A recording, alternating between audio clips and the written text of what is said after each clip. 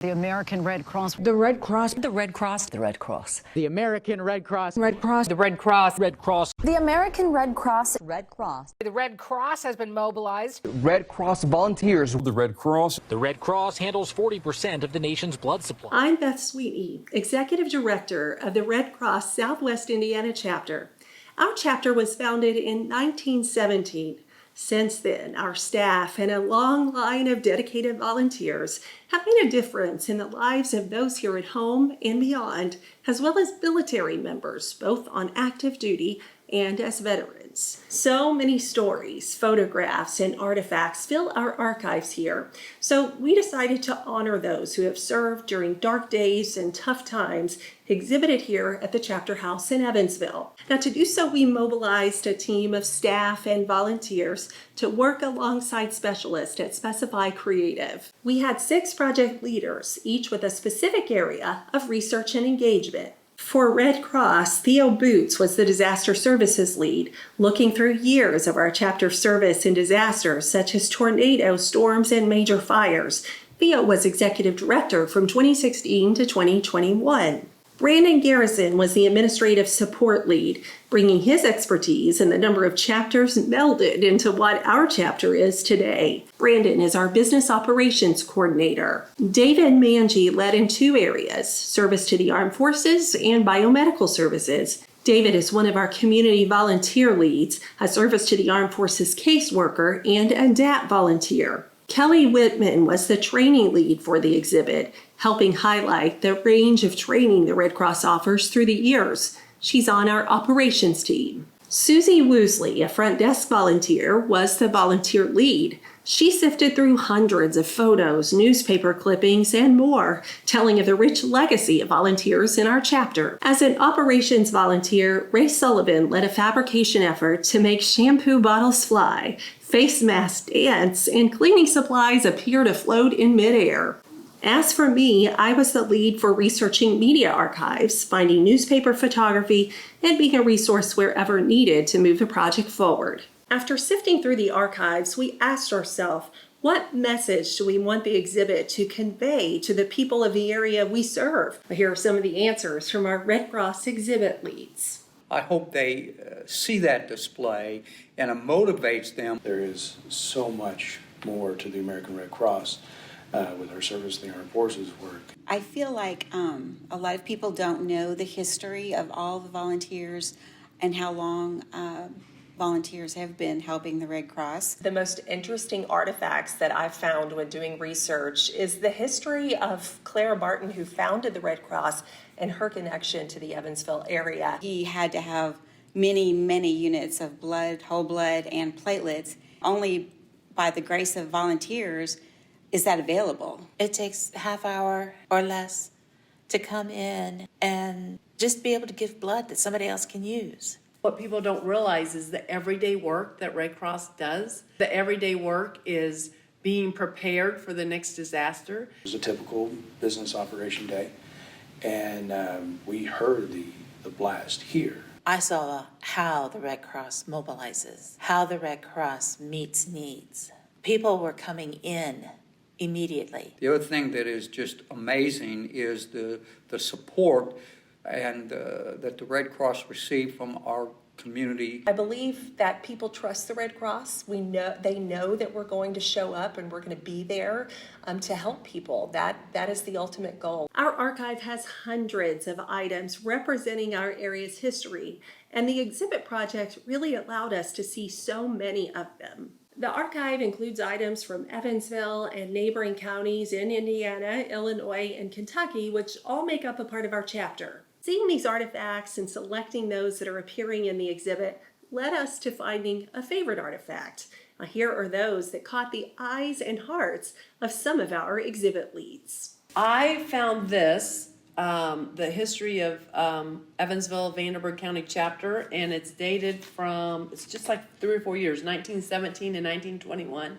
And it talks about how we started here as a chapter. And when you see the incorporating board members, names you will recognize: McCurdy, Bossy, Iglehart, many of the names that you still see around our community. I, in particular, was interested in the Gray Ladies that started back during World War I, World War II, and the Korean War.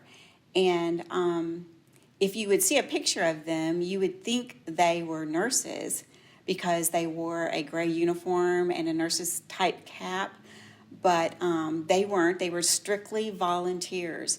Found a photo here of a former volunteer, former Gray Lady. She was a volunteer with us for many, many years. And just recently, Evansville sadly had a home explosion.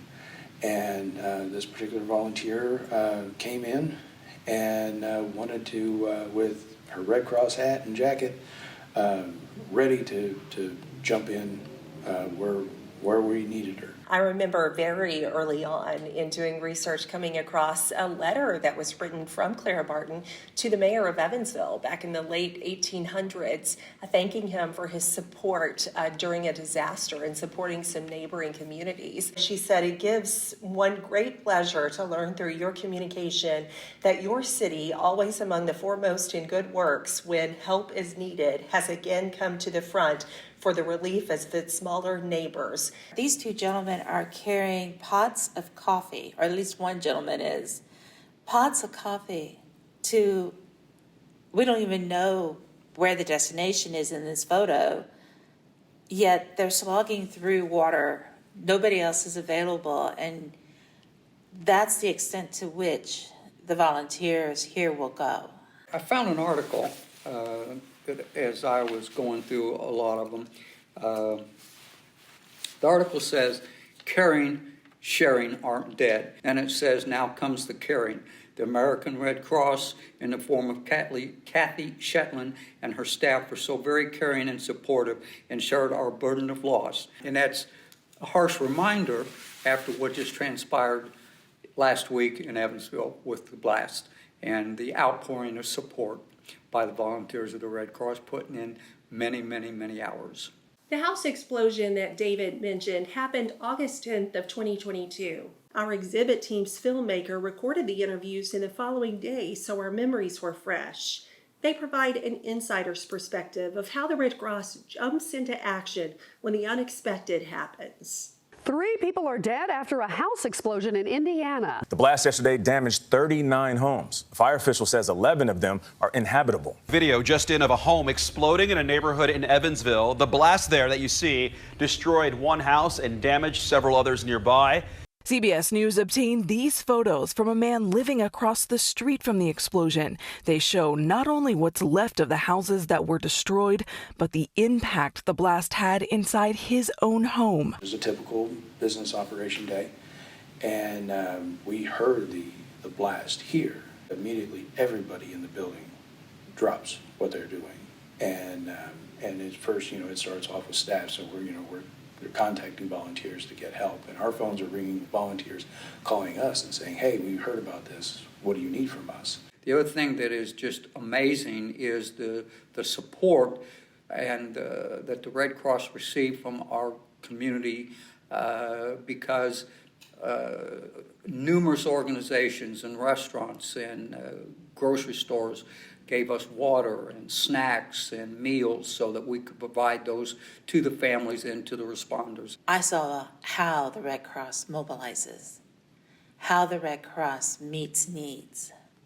I mean, people were coming in immediately. There were so many Red Cross vehicles in the parking lot that I was floored. It was a tremendous outpouring of help. We immediately went into action. We started making calls. Our disaster team started talking with the EMA director, who requested a canteen down at the explosion site to provide some refreshments for all of those first responders that were working so hard. That was set up within probably an hour of the explosion happening. And then, of course, we turned to helping those families who didn't know where to turn. And we set up a reception center through the wonderful partnership of the Evansville-Vanderburgh School Corporation. Because we anticipate the unexpected, we are prepared when it happens. That includes disasters like the home explosion and helping maintain the regional and national blood supply. In 1941, the American Red Cross started collecting blood for the U.S. military, and in 1948 began its national blood program for civilians. Sometimes the critical role Red Cross plays when it comes to blood and blood products takes special meaning among our staff and volunteers. My husband came down with leukemia and was fighting that. And, not until he had to have many, many units of blood, whole blood, and platelets, did I realize that, only by the grace of volunteers is that available. My daughter was pregnant, and everything was going great in her pregnancy, and this was last year, until one day when it wasn't going so great. It really bothered me for those 20 years that I was not able to give blood, because it's such a little thing. It takes a half hour or less to come in and just be able to give blood that somebody else can use. The baby was progressing and doing well at NICU, and until again one day he wasn't, and he needed an immediate blood transfusion, and he received a couple of them, and that just helped make him stronger, helped him breathe better, and we're having a 1-year-old birthday party for him this Saturday. And I love the fact that now, after I have given blood, I get notification of when it goes to a hospital, of when it's going to be used. So I have that further knowledge, not only that I gave blood, but that it's going to somebody else and being beneficial. My daughter didn't even realize that the blood that he received was from Red Cross. She just thought it was from the hospital. Well, the hospitals know how important Red Cross is and that the blood is there. We need a more diverse group of blood donors. Unfortunately, I would say 95 to 99% of our blood donors are Caucasian. We need to get that diversified so that we get all nationalities, all individuals involved in one care, because one pint of blood saves 3 lives. In closing, I want to highlight how the American Red Cross has unique involvement with our active duty and veterans of the armed forces. Clara Barton treated the wounded on the battlefield, sometimes in the line of fire. Today, we honor her contributions as we serve our military men, women, and veterans in service to the armed forces. That program is probably the least known of all the programs in the American Red Cross. And it's interesting that it's the least known in that when Clara Barton started the American Red Cross in the United States, that's what the purpose was, is to service our military and their families. And to me, it's the most important mission of the Red Cross, because we live in the land of the free because of what these people are doing. What people don't realize is the everyday work that Red Cross does, and the everyday work is being prepared for the next disaster, and we have everyday disasters of home fires, and the making sure our blood supply is maintained, making sure people are trained for CPR and first aid, and then all the work that we do for services to armed forces. For those interested in knowing more about becoming a Red Cross volunteer, a blood donor, or financial supporter, please get in touch with us. We have so many opportunities to become a part of the vital mission here in the Southwest Chapter. For myself, our staff, and volunteers, thank you for watching.